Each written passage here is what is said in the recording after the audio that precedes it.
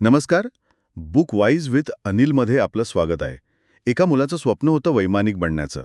तो मुलाखतीत 9व्या नंबरवर आला आणि जागा होत्या फक्त 8. साधारणपणे गोष्ट इथं संपते, पण ज्यांच्याबद्दल आपण आज बोलणार आहोत त्यांच्यासाठी इथूनच सुरुवात झाली. बापरे, म्हणजे एका नंबरने त्यांचं वैमानिक व्हायचं स्वप्न तुटलं, मग त्यांनी स्वतःला कसं सावरलं? तेच तर या प्रवासाचं वैशिष्ट्य आहे. रामेश्वरमच्या समुद्रकिनाऱ्यावर कागद विकणारा तो मुलगा थेट मिसाईल मॅन कसा झाला, हे कोडं आज आपण उलगडणार आहोत.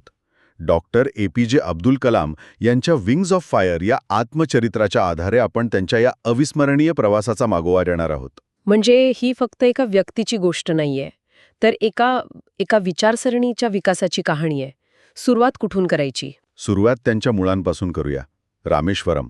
तुम्ही विचार करा, एक असं गाव जिथे एका बाजूला समुद्राच्या लाटांचा तो लयबद्ध आवाज आणि दुसऱ्या बाजूला रामनाथ स्वामी मंदिराचा घंटानाद, आणि हे सगळं एकमेकांत मिसळून जातं. हो. अशा एका सलोख्याच्या वातावरणात कलामांचं बालपण गेलं. त्यांचे वडील जैनुल आब्दीन एक साधे नावाडी होते. म्हणजे आर्थिक परिस्थिती तशी बेताचीच होती.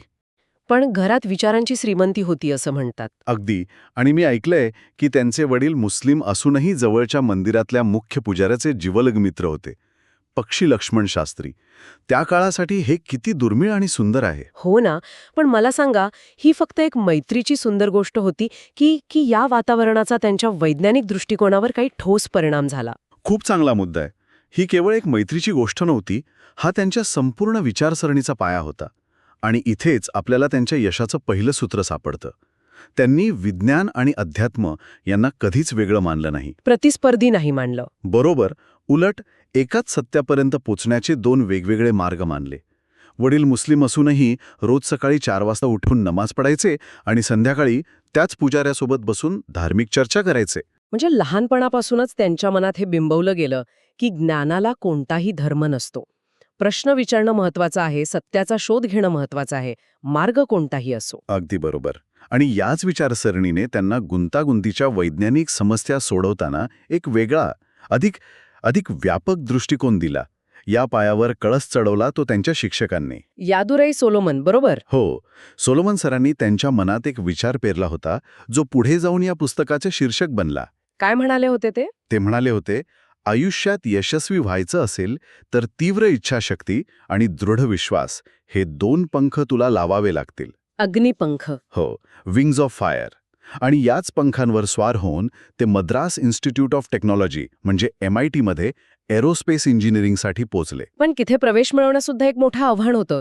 मला आठवतं पुस्तकात उल्लेख आहे की त्यांच्या बहिणीने झोराने स्वतःचे दागिने घाण ठेवले होते. हो, त्यांच्या शिक्षणासाठी पैसे उभे केले होते.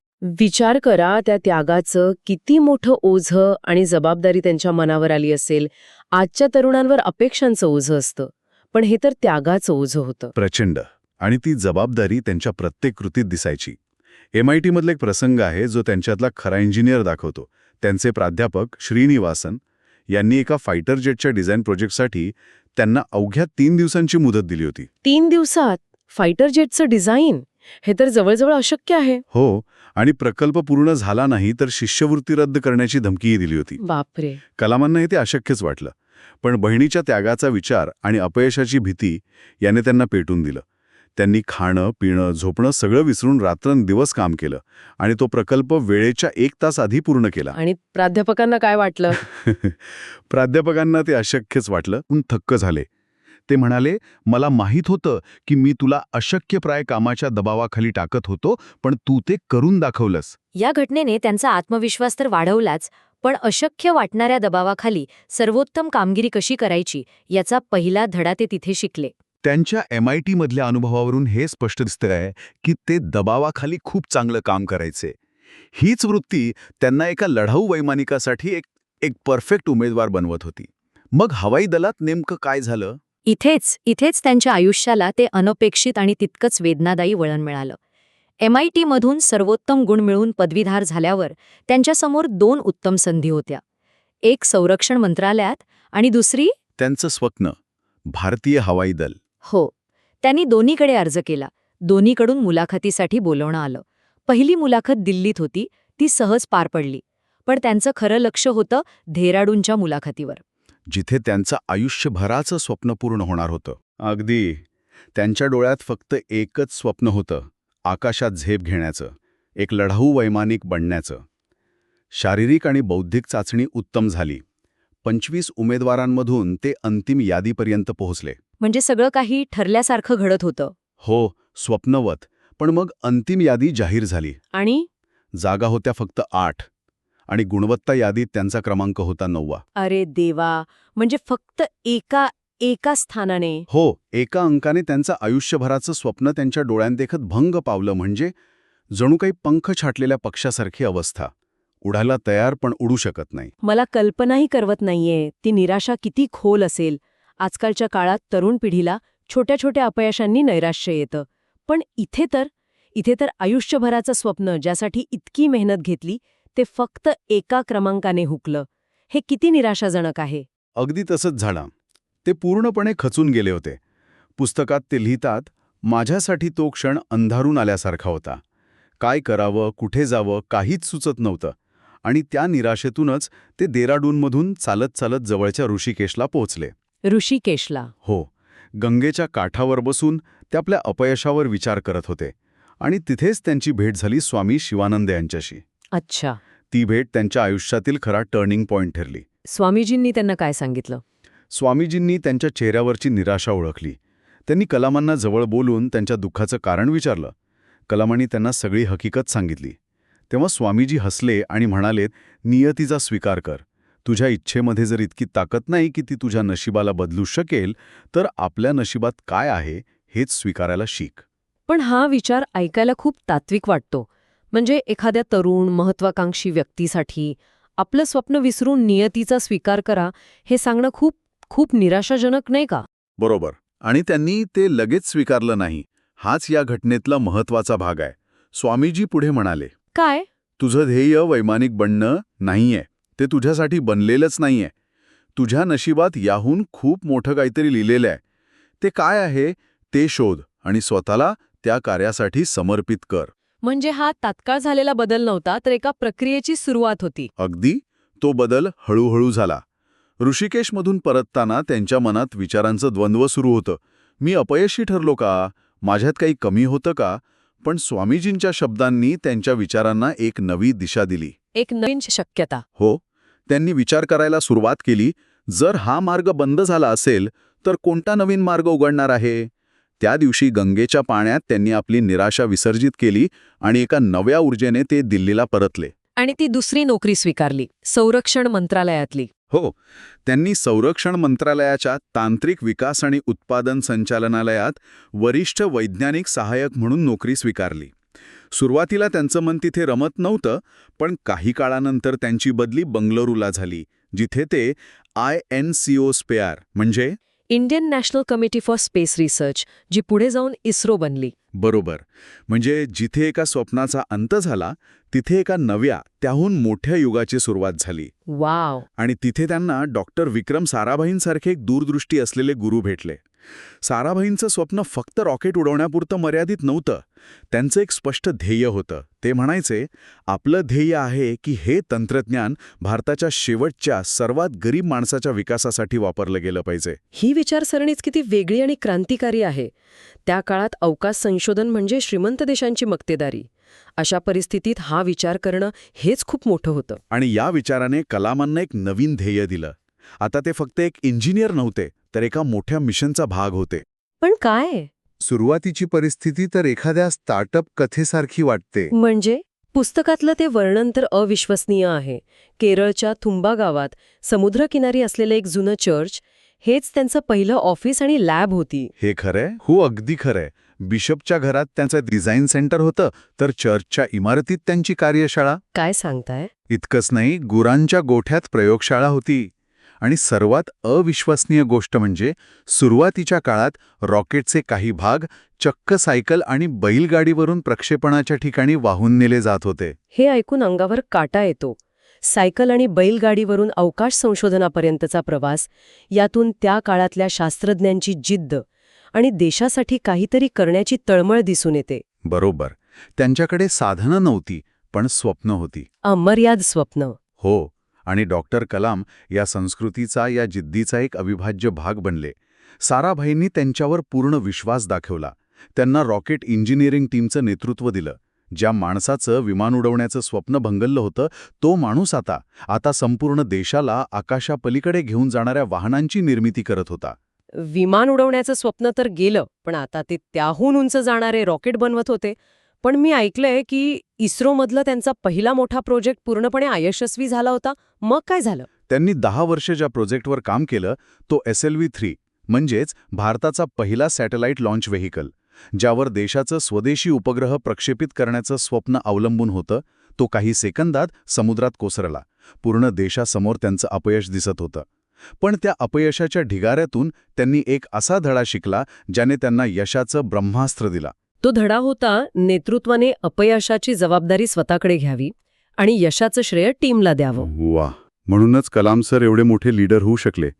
त्या कोसळलेल्या रॉकेटनंतर नेमकं काय घडलं? त्यानंतर जे घडलं ना, ती घटना म्हणजे भारतीय विज्ञान आणि व्यवस्थापन दोन्हीच्या इतिहासात कायमची कोरली गेली.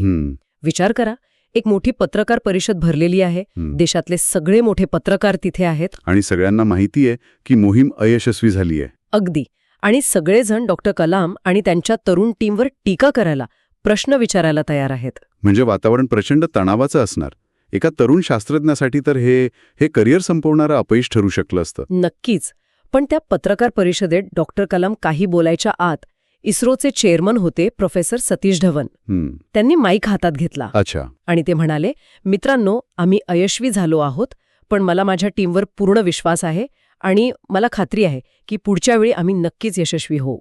अरे वा, म्हणजे त्यांनी अपयशाची संपूर्ण जबाबदारी स्वतःवर घेतली. हो, त्यांनी कलाम किंवा त्यांच्या टीमच्या दिशेने एक बोटही उगारू दिलं नाही. हे अविश्वसनीय आहे. या एका कृतीने त्यांनी संपूर्ण टीमला काय संदेश दिला असेल? बरोबर. की प्रयोग करा, मोठी जोखीम घ्या, जरी तुम्ही चुकलात तरी मी तुमच्या पाठीशी खंबीरपणे उभा आहे. म्हणजे अपयशाची भीतीच काढून टाकली त्यांनी. हीच खरी लीडरशिप आहे. अगदी. आणि याच घटनेने कलाम यांच्या मनात नेतृत्वाचा अर्थ कायमचा बदलून टाकला. धवन यांनी नंतर कलाम यांना सांगितलं होतं, काय? आज मी अपयशाची जबाबदारी घेतोय कारण मी संस्थेचा प्रमुख आहे. पण लक्षात ठेव, जेव्हा आपण यशस्वी होऊ तेव्हा त्या यशाचं श्रेय घ्यायला तूच पुढे असशील. आणि तो दिवस आला. एका वर्षाच्या आत आला. 18 जुलै 1980 SLV-3 रॉकेटने रोहिणी उपग्रहाला यशस्वीरित्या पृथ्वीच्या कक्षेत पोहोचवलं. आणि त्या एका क्षणाने भारताला स्वतःच्या तंत्रज्ञानाने उपग्रह प्रक्षेपित करणाऱ्या मोजक्या देशांच्या गटात नेऊन बसवलं. म्हणजे अमेरिका, रशिया, फ्रान्स, चीन, ब्रिटन आणि 6वा देश भारत. काय अभिमानाचा क्षण असेल तो. प्रचंड. संपूर्ण देशासाठी. आणि वचन दिल्याप्रमाणे प्रोफेसर धवन यांनी यशाची घोषणा करण्यासाठी भरलेली पत्रकार परिषद घ्यायला डॉक्टर कलाम यांनाच पुढे केलं. यश टीमचं आणि अपयश माझं. हो, हे तत्व कलाम यांनी आयुष्यभर जपलं. या यशानंतर त्यांना जणू एक वेगळंच बोलावणं आलं. म्हणजे? इस्रोमधलं त्यांचं काम तर शिखरावर होतं ना. होतं. पण देशाच्या नेतृत्वाची त्यांच्यासाठी एक वेगळीच योजना होती. त्यांना अवकाशातून थेट संरक्षण क्षेत्रात पाठवण्यात आलं. म्हणजे DRDOमध्ये. हो, DRDOमध्ये. त्यांना विचारण्यात आलं, तुम्ही उपग्रह प्रक्षेपित करू शकता, तर तुम्ही क्षेपणास्त्रही बनवू शकता. पण इस्रो आणि DRDOच्या कामाच्या पद्धतीत तर जमीन आसमानाचा फरक होता नाही का? खूप मोठा. इस्रो ही एक संशोधन संस्था होती जिथे शास्त्रज्ञांना नवनवीन प्रयोग करायला मोकळीक होती. हो.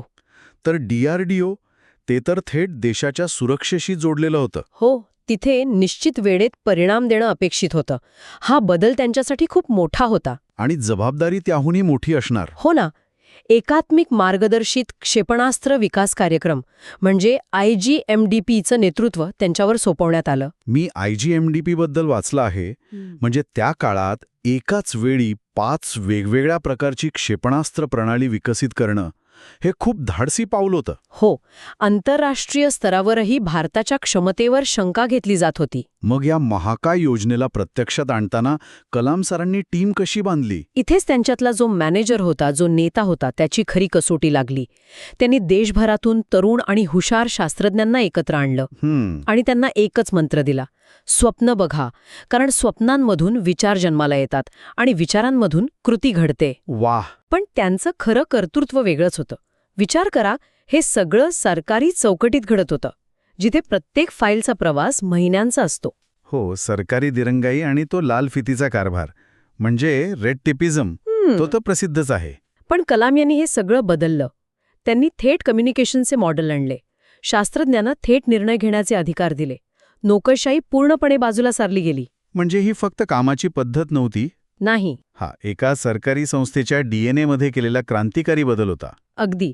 त्यांनी एक अशी संस्कृती निर्माण केली जिथे कामाला आणि निकालांना महत्त्व होतं, पदाला नाही. पण याला विरोध झाला असेलच ना? जुन्या अधिकाऱ्यांकडून, नोकरशाहीकडून त्यांना काही अडथळे आले नाहीत का? नक्कीच आले.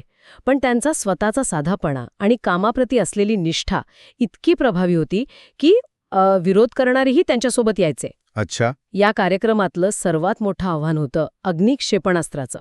अग्नी आणि पृथ्वी ही नावं तर आजही सगळ्यांना माहीत आहेत. यात नेमकं काय आव्हान होतं? यातलं सगळ्यात मोठं तांत्रिक आव्हान होतं अग्नी क्षेपणास्त्राचं री-एंट्री व्हेइकल बनवणं. री-एंट्री व्हेइकल म्हणजे? सोप्या भाषेत सांगायचं तर क्षेपणास्त्राचा तो पुढचा भाग जो अंतराळातून पृथ्वीच्या वातावरणात परत प्रवेश करतो. ओके. आणि परत येताना हवेच्या घर्षणाने जे तापमान निर्माण होतं ते जवळपास 3000 अंश सेल्सिअस असतं. 3000 अंश सेल्सिअस म्हणजे जवळपास कोणत्याही धातूला वितळून टाकणारं तापमान. हे तांत्रिकदृष्ट्या अशक्य वाटतं. हो, आणि अनेक प्रयोग अयशस्वीही झाले. प्रत्येक अपयशानंतर टीम निराश व्हायची. पण कलाम त्यांना एकत्र आणून म्हणायचे, अपयश आपल्याला फक्त हेच शिकवतं की यशासाठी अजून प्रयत्न करायला हवेत. आणि अखेर अनेक वर्षांच्या अथक परिश्रमानंतर 22 मे 1989 रोजी अग्नीची यशस्वी चाचणी झाली. आणि त्या एका क्षणाने भारताला संरक्षण तंत्रज्ञानाच्या जगातल्या मोजक्या देशांच्या रांगेत आणून बसवलं. आणि डॉक्टर कलाम संपूर्ण देशासाठी मिसाईल मॅन बनले. मला आठवतंय लहानपणी वर्तमानपत्रात अग्नीच्या चाचणीचे फोटो यायचे. तेव्हा त्याचा अर्थ इतका कळत नव्हता, पण देशासाठी काहीतरी खूप मोठं घडतंय ही भावना होती. लोक त्यांना मिसाईल मॅन म्हणतात, पण ते नेहमीच शांततेचे पुरस्कर्ते होते. हा एक विरोधाभास वाटतो. खरंय. आणि हाच त्यांच्या व्यक्तिमत्वाचा गाभा आहे. ते नेहमी म्हणायचे, ही शस्त्र विनाशासाठी नाहीत, ही शक्ती शांतता टिकवण्यासाठी आहे. शक्तीतून शांतता. अगदी. त्यांचा विश्वास होता की जेव्हा देश शक्तिशाली असतो तेव्हाच तो शांततेची भाषा करू शकतो. त्यांच्यासाठी तंत्रज्ञान हे नेहमीच संरक्षणाचं आणि विकासाचं साधन राहिलं, विनाशाचं नाही. मिसाईल मॅन ही ओळख इतकी घट्ट बसली होती की ते देशाचे सर्वोच्च नेते बनतील हा विचारच अनेकांना आश्चर्यकारक वाटला असेल. तंत्रज्ञानाच्या जगातून थेट राजकारणाच्या शीर्षस्थानी हा प्रवास कसा घडला? 1998च्या पोखरान अणु चाचणीत त्यांची भूमिका खूप महत्वाची होती. हो, बरोबर. त्यामुळे त्यांचं नाव देशभरातल्या घराघरात पोहोचलं होतं. त्यांचं काम, त्यांचा साधेपणा, देशासाठी असलेलं योगदान या सगळ्यामुळे ते एक राष्ट्रीय नायक बनले होते. त्यामुळे 2002 मध्ये जेव्हा राष्ट्रपती पदासाठी उमेदवार निवडण्याची वेळ आली तेव्हा सर्व राजकीय पक्षांनी एकमताने त्यांचं नाव पुढे केलं. आणि ते खऱ्या अर्थाने लोकांचे राष्ट्रपती बनले. त्यांनी राष्ट्रपती भवनाची प्रतिमाच बदलून टाकली. अगदी. तोपर्यंत राष्ट्रपती भवन म्हणजे सर्वसामान्यांपासून खूप दूर असलेले एक भव्य सत्ता केंद्र होता. बरोबर. त्यांनी राष्ट्रपती भवनाची ती भव्य दारं सामान्य लोकांसाठी अक्षरशः खुली केली, विशेषतः मुलांसाठी आणि विद्यार्थ्यांसाठी. हो. त्यांना वाटायचं की देशाच्या सर्वोच्च पदावर बसलेली व्यक्ती ही राजा नाही तर देशाची सेवक आहे. ते अनेकदा लहान मुलांना राष्ट्रपती भवनात बोलावून त्यांच्याशी गप्पा मारायचे. मी वाचलंय की राष्ट्रपती असतानाही त्यांचं आयुष्य एका साध्या शिक्षकासारखं होतं. त्यांच्या वैयक्तिक संपत्तीत काही खास सामान नव्हतं, पण हजारो पुस्तकं होती. हो. त्यांची खरी संपत्ती पुस्तकं आणि संगीत होती. पदाचा मोठेपणा त्यांच्या साधेपणावर कधीच हावी झाला नाही. अगदी. आणि त्यांचा पुरा मॉडेल हा याच विचाराचा पाया होता. पुरा म्हणजे providing urban amenities in rural areas. हो. ग्रामीण भागात शहरी सोयीसुविधा पुरवणे.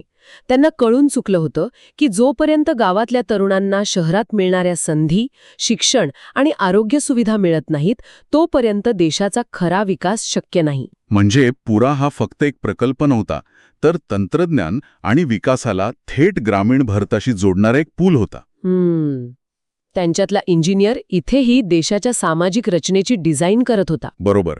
राष्ट्रपती म्हणूनही त्यांचं मन एका शिक्षकाचंच राहिलं. विद्यार्थ्यांशी बोलणं, त्यांना शिकवणं, त्यांना मोठी स्वप्न बघायला प्रवृत्त करणं, हेच त्यांचं खरं पॅशन होतं. ते म्हणायचे, देशाचं भविष्य वर्गातल्या शेवटच्या बाकावर बसलेल्या विद्यार्थ्याच्या डोळ्यात दडलेलं आहे. त्यामुळे त्यांचा सर्वाधिक वेळ मुलांसोबत आणि तरुणांसोबतच गेला. या संपूर्ण प्रवासातून विंग्ज ऑफ फायर या पुस्तकातून मिळणारा अंतिम संदेश काय आहे असं म्हणता येईल?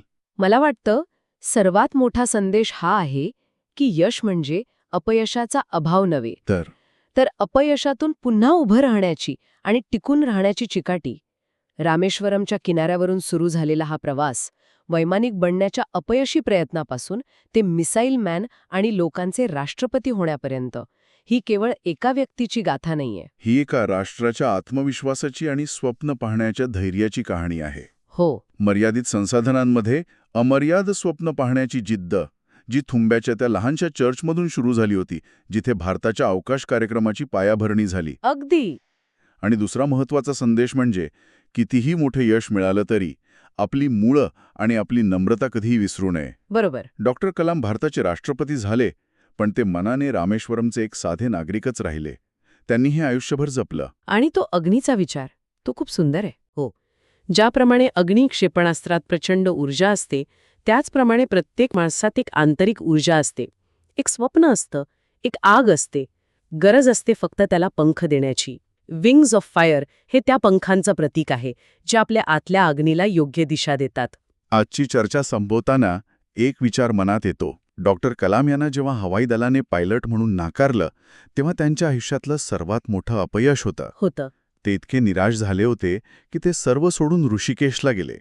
पण तिथेच त्यांना एका गुरुमार्फत कळलं की नियतीने त्यांच्यासाठी एक वेगळा आणि अधिक मोठा मार्ग तयार ठेवला होता. बरोबर. हे आपल्याला विचार करायला लावतं की आपल्या आयुष्यात जेव्हा एखादा दरवाजा बंद होतो, तेव्हा आपण फक्त त्या बंद दरवाजाकडेच पाहत राहतो की नियती आपल्यासाठी उघडत असलेल्या दुसऱ्या वाटेकडे लक्ष देतो. कधीकधी आयुष्यातलं सर्वात मोठं अपयश हेच आपल्याला आपल्या खऱ्या ध्येयाकडे घेऊन जात असतं. डॉक्टर कलाम यांचा हा प्रवास एका राष्ट्राच्या आत्मविश्वासाची कहाणी आहे. ही सिरीज तुम्हाला कशी वाटली? बुकवाईज विथ अनिलला सबस्क्राईब करा. धन्यवाद.